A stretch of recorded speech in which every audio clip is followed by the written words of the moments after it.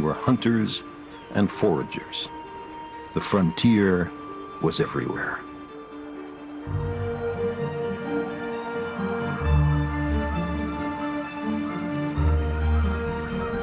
We were bounded only by the earth and the ocean and the sky.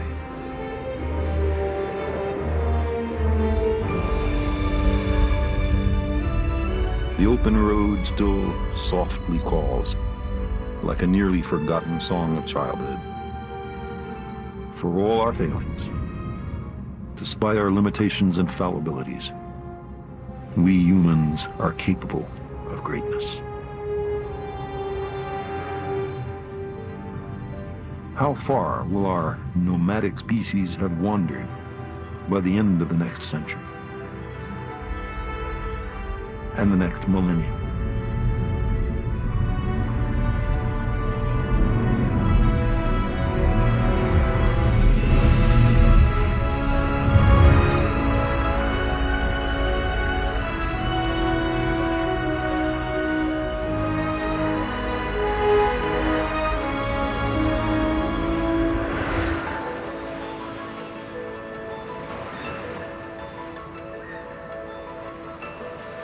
Welcome back to the shores of the cosmic ocean. An immensity of space and time. A vastness still mostly uncharted. We're bound for the possible worlds revealed by science. We'll take a ride on the underground worldwide network that no one knew was there. I'm going to tell you a first contact story that's true. We'll meet some of the most courageous people who ever lived. And we're going to venture into the future we can still have, to the homes of our distant descendants among the stars. Science can carry us across that vastness, but without imagination, we go nowhere. Our ship of the imagination is propelled by twin engines of skepticism and wonder. It's guided by the simple set of rules that define science and make it so powerful. Test ideas by experiment and observation. Build on those ideas that pass the test. Reject the ones that fail. Follow the evidence wherever it leads and question everything. Take these rules to heart and the cosmos is yours. Come with me.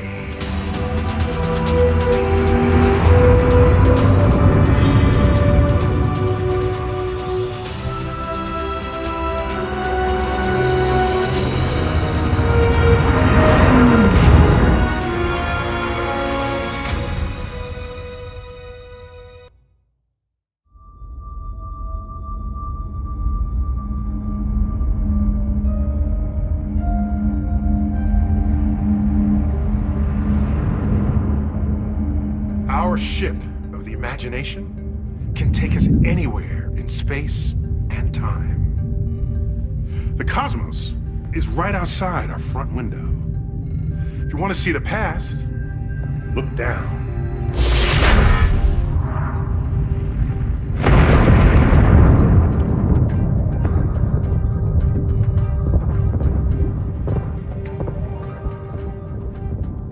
And if you want to see the future, look up.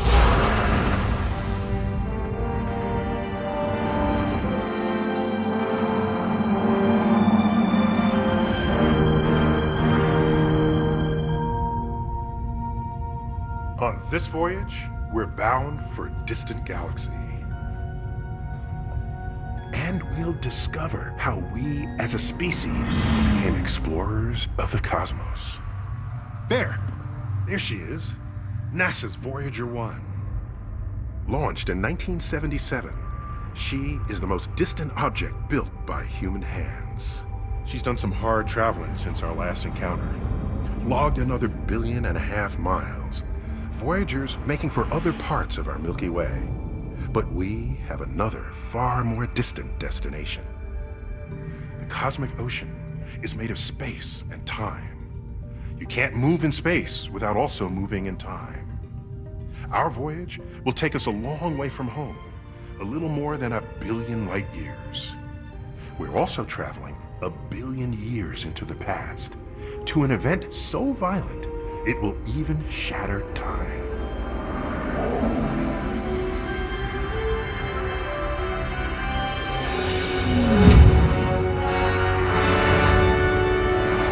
Now we're getting close to our destination. This is what we came for.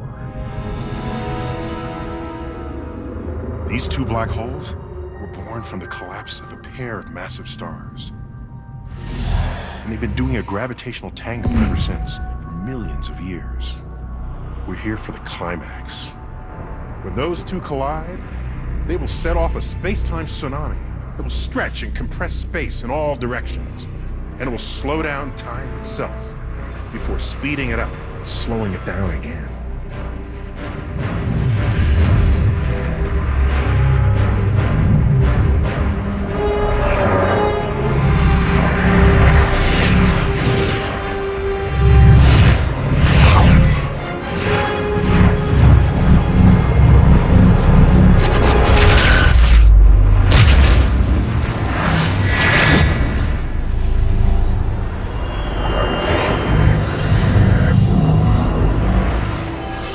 Slow down time itself. They will set off a space-time tsunami. Compress space in all directions. Billion light years away.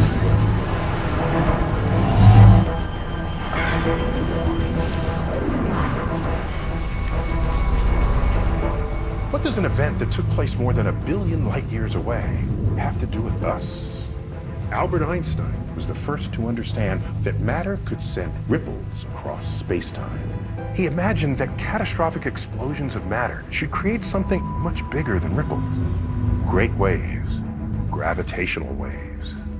You are seeing and hearing me right now on whatever device you have because we figured out a way to manipulate the electromagnetic spectrum. If we can learn to surf those gravitational waves the way we know how to ride the electromagnetic ones, who knows? It's as impossible to foresee as our world was to the scientists who experimented with electricity back in the 19th century. Cosmologists predicted the existence of black holes. Gravitational waves are the first direct evidence that black holes are real.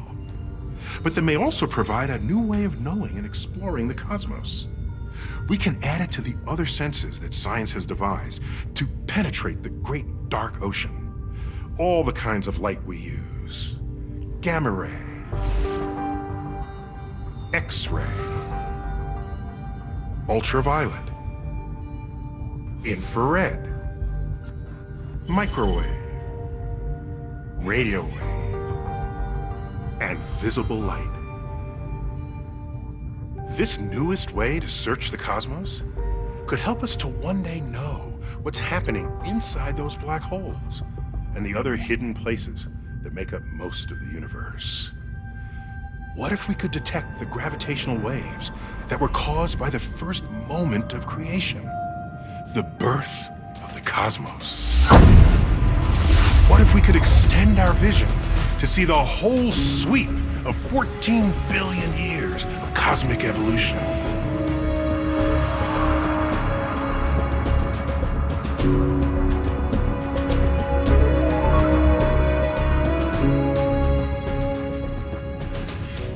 So, how did we get so smart? We know something about the evolution of our species, but how did the human mind evolve? Where did that crazy ambition to climb the ladder to the stars come from? How did we become a way for the universe to know itself? It started over there.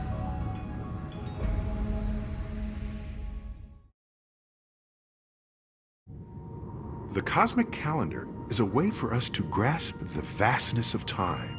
We've taken all of time from the birth of the universe to this very moment and compressed it into a single calendar year.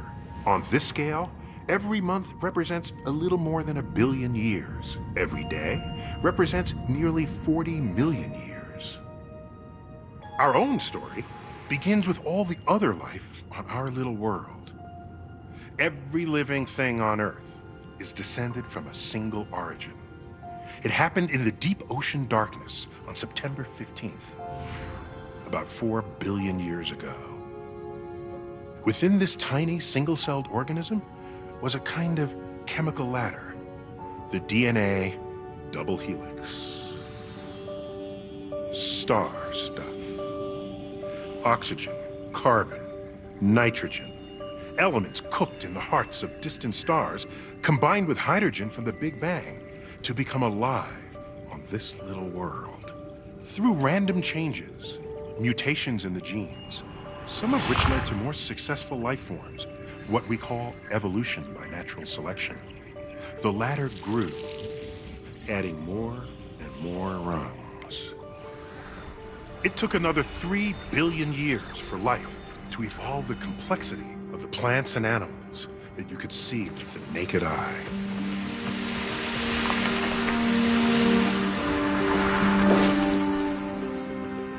If the cosmic calendar had holidays, surely December 26th would be one of them. Sometime on this day, about 200 million years ago, the first mammals evolved.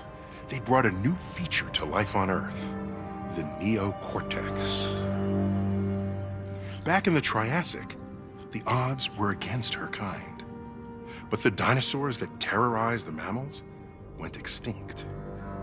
It was the evolution of the neocortex in small, furtive creatures such as this one that enabled their descendants to take over the planet. Mammals brought something else that was new. They suckled their young. They nurtured them, and there was love. Mother's Day on the cosmic calendar. Evolution by natural selection means that those living things able to better adapt to their environment are more likely to survive and leave offspring. Intelligence can be a huge selective advantage. The fate of this planet was changed forever by an event involving just 13 atoms.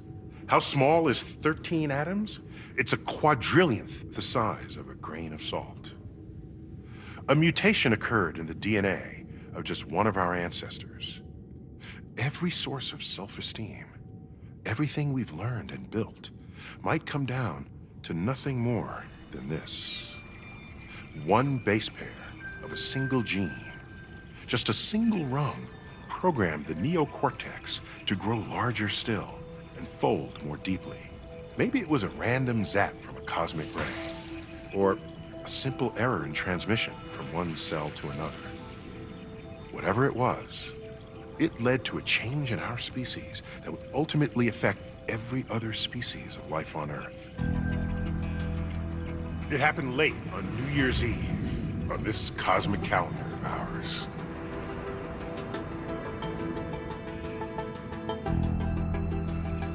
To think that, for good or evil, our ability to feel loyalty and concern for increasingly larger groups, our obsession with certain belief systems, our capacity to imagine the future, our power to transform the world and to search the cosmos for answers.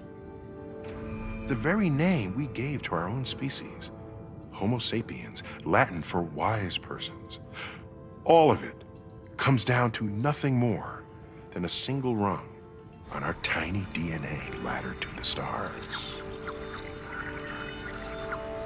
For much of the last hour on the cosmic calendar, for all but the last minute, our ancestors were hunters and gatherers, living in small bands.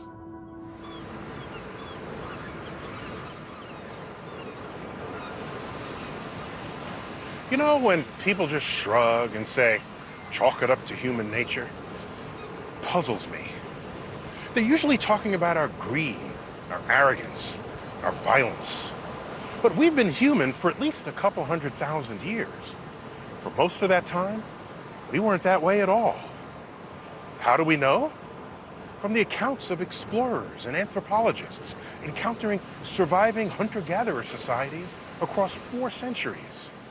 There are, of course, exceptions, especially in the circumstances of extreme scarcity.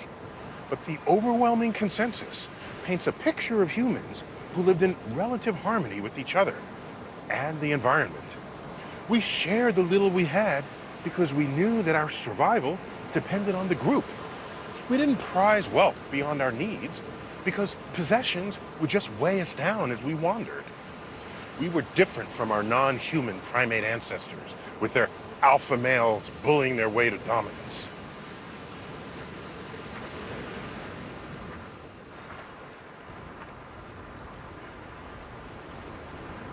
And where was God?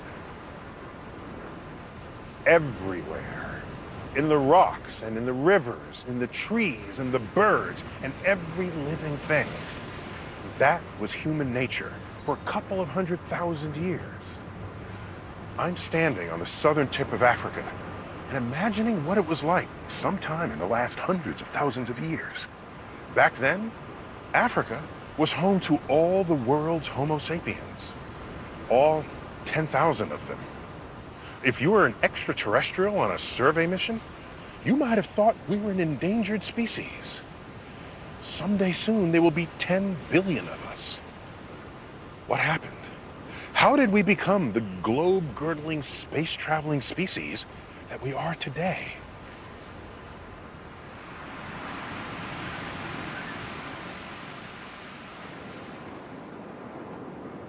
Welcome to the first laboratory on Earth. We're in Blombos Cave, where the evolution of the mind made a great leap. Our ancestors were conducting chemistry experiments here with a mineral rich in iron, ochre. They used it to decorate objects with bits of red color, but it may have also had other uses, to preserve animal hides, or as a medicine, or as a way to sharpen their tools, or maybe as an insect repellent. And they engraved the ochre with symbols, something completely new on the planet Earth. Art. Not to be eaten, not to provide shelter, but to symbolize something. Or just to be. Looks a little bit like a ladder or a double helix. Whatever it was supposed to be, it's the earliest remnant we have of human culture. We had found a way to leave behind something distinctly human, a means to communicate, however enigmatically, to you and me, 100,000 years away. A great power was discovered here in Blombos Cave.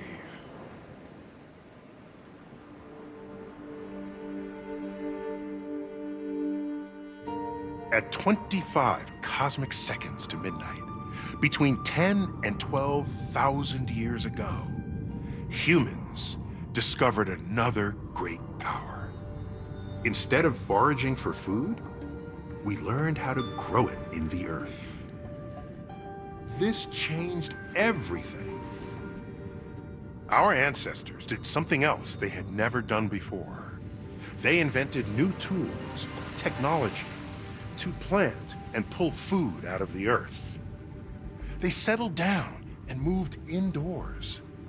Our relationship to nature and to one another would never be the same. This agricultural revolution, the domestication of plants and animals, is the mother of all revolutions because all others trace back to it. Its consequences reach far beyond even our own moment in time. Like most revolutions, this one brought change that was both great and horrifying. There was a new concept in the world: home. A specific place on the planet where your ancestors and you were born and lived.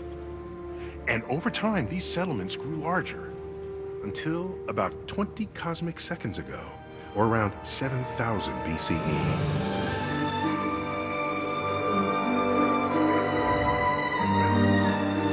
Welcome to Çatalhöyük, a community on the Anatolian plain. It's about 9,000 years ago, and everyone has settled in for the evening.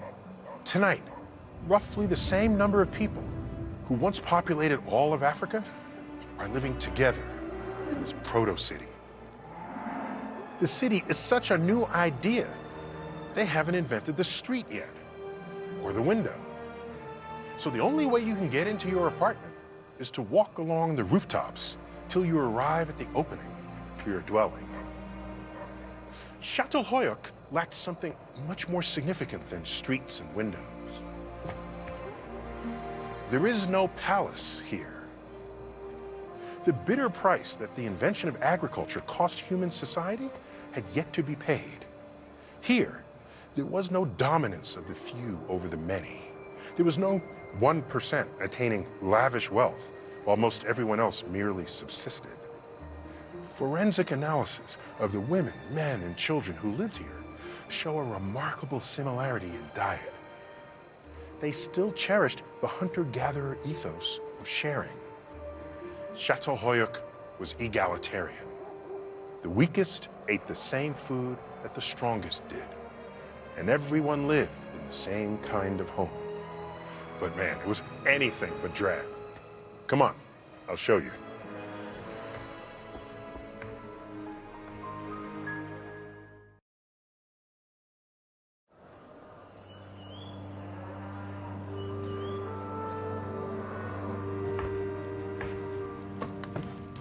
This was a typical apartment in one of the first cities, Çatalhöyük, in what is now Turkey, as it looked about 9,000 years ago. They were a lot like us. This bit of volcanic glass, called obsidian, made an excellent mirror. If we could only find a way to see all the things that were once reflected here. This apartment was home for an extended family of 7 to 10 people. Every apartment had a similar floor plan. Bedroom, living room, kitchen, plastered auroch head. The people of Çatalhöyük had a passion for decorating. Apartments were richly appointed with the teeth and bones and skins of animals. The ochre that our ancestors picked up in Africa about 100,000 years before was now the medium of choice for the interior decorators of Çatalhöyük.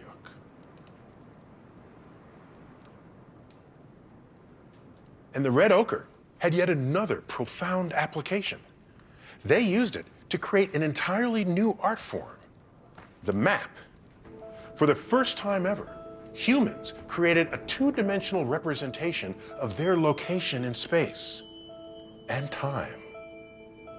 This is where my home is in relation to the volcano. And with a few magical strokes, the artist sent a message across 9,000 years. I was here when the volcano awakened.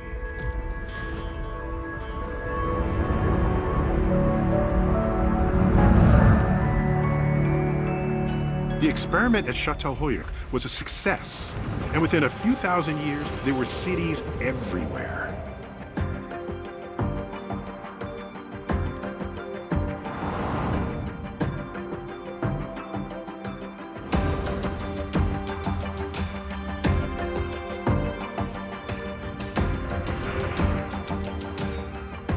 When different kinds of people congregate in a single place, ideas are exchanged and new possibilities arise. The city is a kind of brain, creating and processing new ideas. Here, in the city of Amsterdam in the 17th century, citizens of the old and new worlds mingled as they never had before, and there was an unprecedented freedom of thought. These conditions produced a golden age of science and art. In Italy, Giordano Bruno had proclaimed the existence of other worlds. For this, he had been made to suffer. But a mere 50 years later, in Holland, the astronomer Christian Huygens, who held the same belief, was showered with honors. Light was the central theme of the age. The enlightenment of human curiosity set free, and the light shed by Europe's first look at the once hidden realms of the planet. The light that permeated the paintings of the time, particularly the work of Vermeer, and light as an object of scientific inquiry. For generations, textile merchants had used a lens to examine the thread count of finely stitched fabrics. In the Amsterdam of that time, there lived 3 men whose passion for light inspired them to use that ancient device in a completely new way. They aimed the textile merchant's lens at objects no one had ever thought to examine closely before. It became a window, an aperture for finding and exploring new worlds. Antony von Leeuwenhoek used a single lens to reveal the teeming microcosm in a drop of water.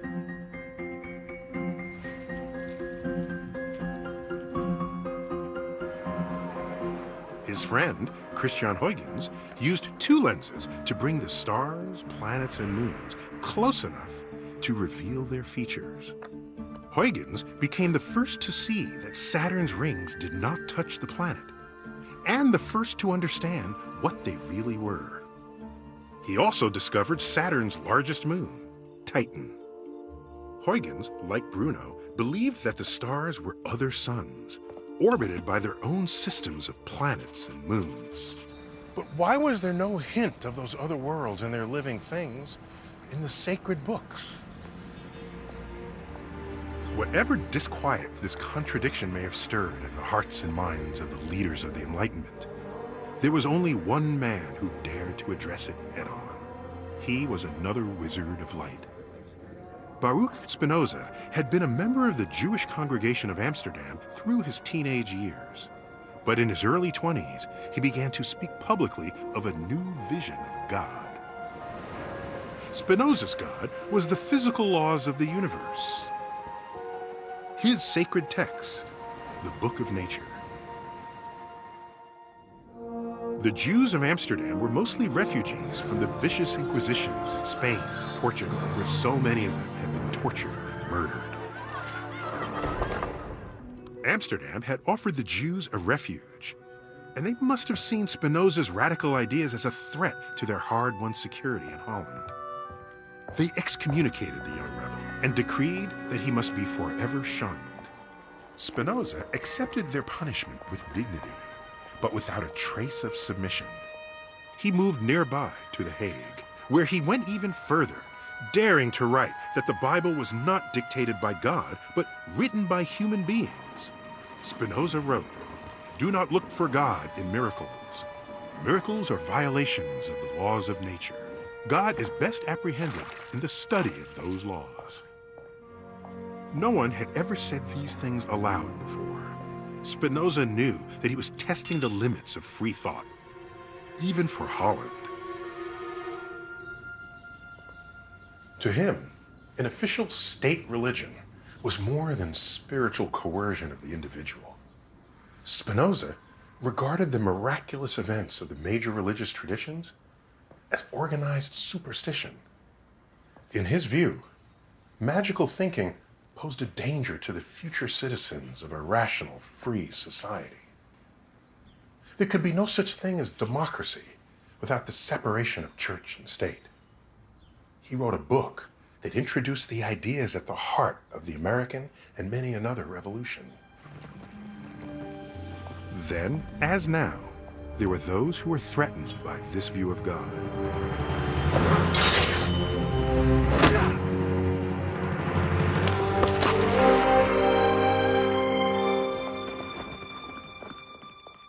Spinoza continued to write and speak about his revolutionary view of God, always wearing the slashed cape as a badge of honor.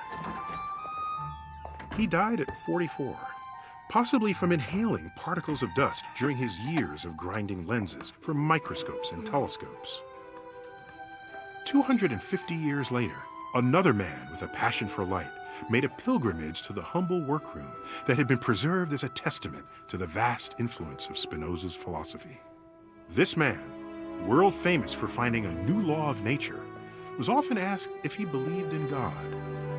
Albert Einstein replied, "I believe in Spinoza's God, who reveals himself in the harmony of all that exists." Our understanding of nature's laws has advanced far beyond Spinoza's and even Einstein's wildest dreams. But there's one law of nature we cannot seem to grasp.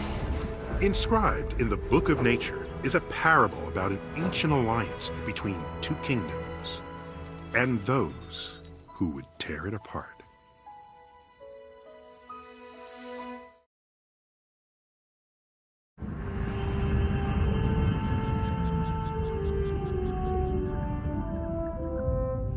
Long ago, there were two kingdoms. An alliance was formed between them, one that would bring them both riches beyond measure. A partnership lasting more than 100 million years.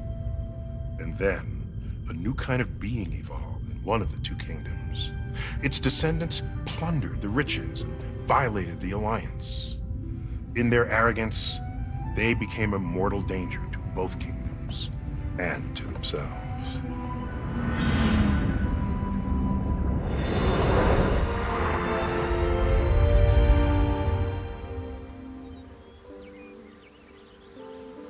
This parable is true. It's the story of two of the half-dozen realms of life on Earth, the plant and animal kingdoms. It's not easy being green. Sex is challenging when you're stuck in one place. There's no dating. You just sit there and cast your seed to the winds. Literally.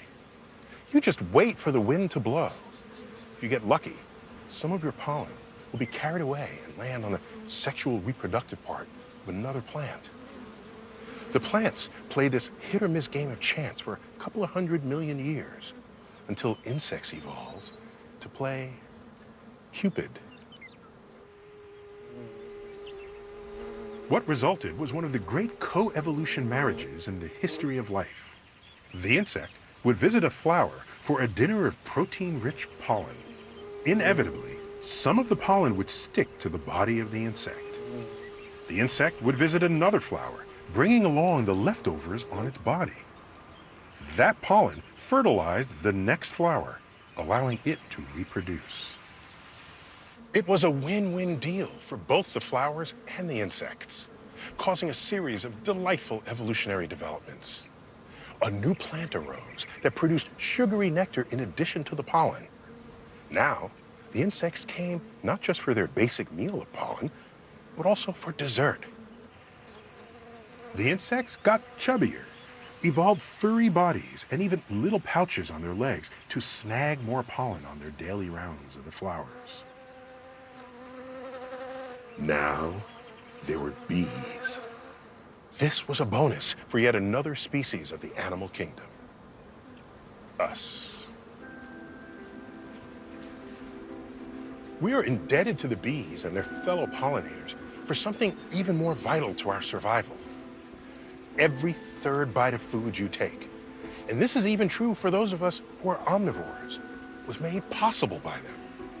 35% of the world's crops depend on their cooperation. The plants eat starlight, and we and the animals, we eat plants. And they don't just increase the quantity of available food, we owe them for much of the biodiversity that has made our food supply so dependable. But we're working them to death. And for the first time ever, many kinds of bees are on the endangered species list.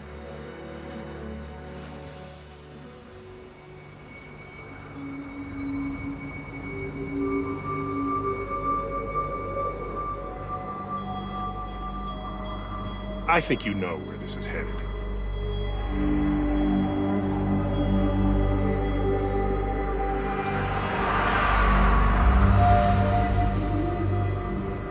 The blessing and the curse of the invention of agriculture has brought us here, to the halls of extinction.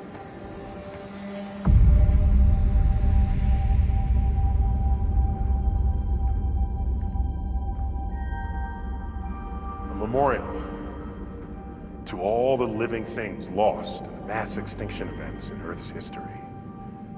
It's a monument to the broken branches on the tree of life. 5 times in the history of life, cataclysmic geological and astronomical events have threatened to extinguish life itself. The 6th one is different. The last time we were here together, this hallway had no name. Why? Because back then, a scientific consensus had yet to be reached that we were in the midst of a mass extinction event. That's changed. Now, this hallway has a name. It's ours. The Anthropocene. Anthropo, from the Greek word for human. And scene, the Greek word for recent.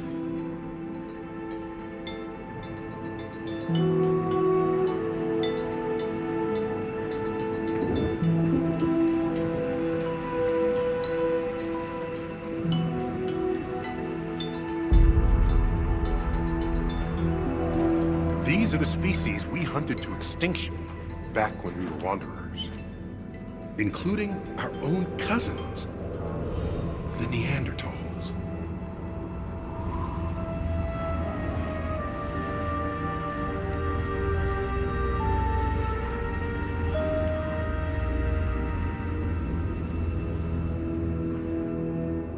What is it about us as a species that wherever we go, we bring death?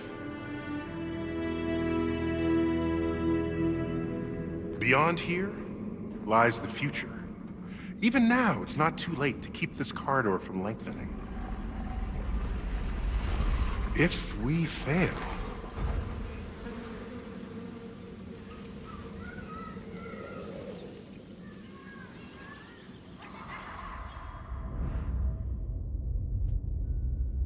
but if we succeed, come with me.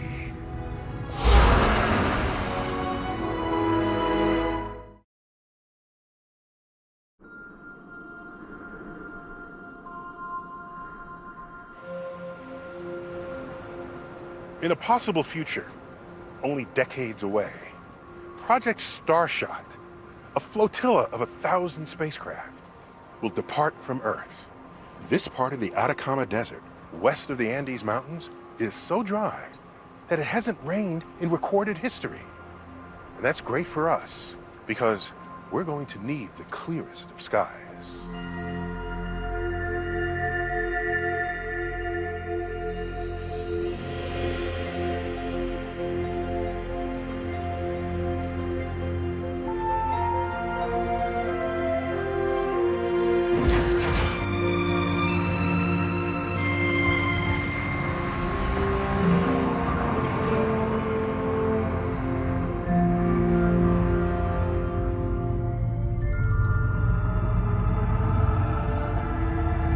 There were no witnesses when the first life left the water for the land. There was nobody to file a report when the first birds took to the skies. But this is one great leap that will be documented in every conceivable way. The whole world is watching. We are, after all, sending our first craft directly to the planets of another sun, the Alpha Centauri system. These are the ships that will carry our senses there. These are interstellar sailing ships, propelled by light. Their hulls weigh but a gram, and they are no larger than a pea. And yet, they're equipped with all that NASA's Voyagers have, and more.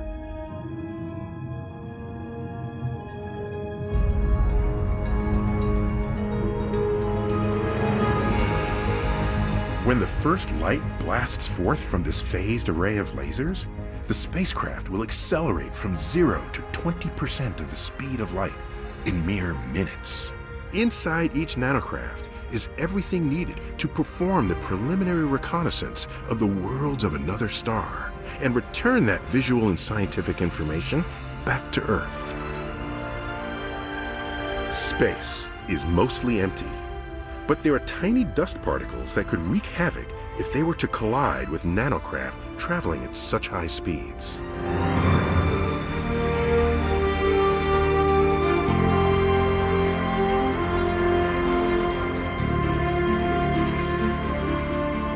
That's one of the reasons we need to send so many of them.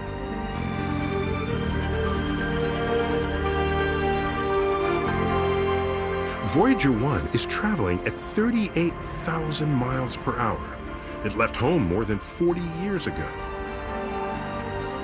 It will take these nanocraft only 4 days to overtake her. That's pretty fast, but still only 20% of the speed of light. Proxima Centauri is 4 light years away. That's a 20-year one-way trip.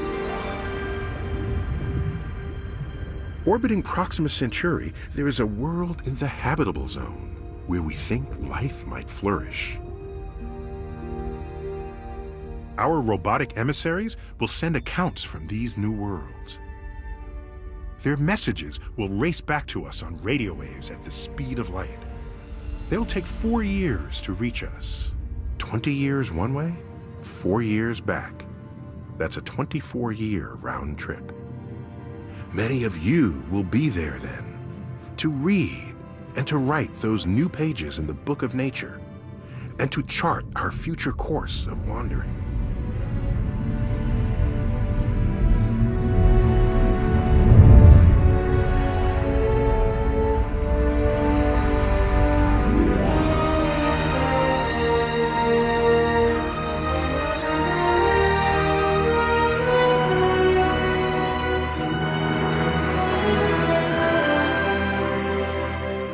No longer bounded by the earth, the ocean, or the sky.